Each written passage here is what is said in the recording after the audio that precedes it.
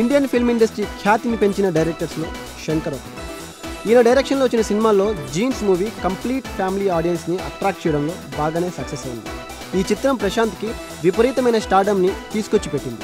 అయితే ఈ సినిమాకి ముందుగా అనుకున్న హీరో మాత్రం ప్రశాంత్ కాదు. జీన్స్ మూవీకి శంకర్ ముందుగా అనుకున్న హీరో అబ్బాస్. అప్పటికి అబ్బాస్ ప్రేమదేశం హిట్తో అటు కాలీవుడ్లోనే కాదు ఇటు టాలీవుడ్లో కూడా బాగా ఫేమస్ అయ్యారు. అంతేకాదు అప్పట్లో అబ్బాస్ కటింగ్ కూడా చాలా ఫేమస్ అయింది. యూత్లో ఇంతటి క్రేజ్ ఉన్న అబ్బాస్తో జీన్స్ మూవీని శంకర్ తెరకెక్కించాలని ప్లాన్ చేశారు. ప్రేమదేశం హిట్తో వరుస సినిమాల్ని ఒప్పుకున్న అబ్బాస్ జీన్స్ మూవీకి డేట్స్ అడ్జస్ట్ చేయలేక శంకర్కి నో చెప్పారు.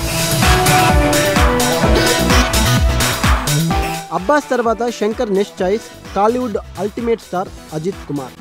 అయితే అజిత్ కుమార్ కూడా వరుస సినిమాలతో బిజీగా ఉండటం వల్ల జీన్స్ మూవీకి డేట్స్ అడ్జస్ట్ చేయలేక నో చెప్పేశారు. ఇలా అబ్బాస్ అజిత్ నో చెప్పిన తర్వాత శంకర్ ప్రశాంత్ని జీన్స్ మూవీకి హీరోగా సెలెక్ట్ చేయడం జరిగింది. ఈ మూవీలో నటించడం కోసం ప్రశాంత్ ఏకంగా 7 సినిమాల్ని వదులుకోవడం విశేషం.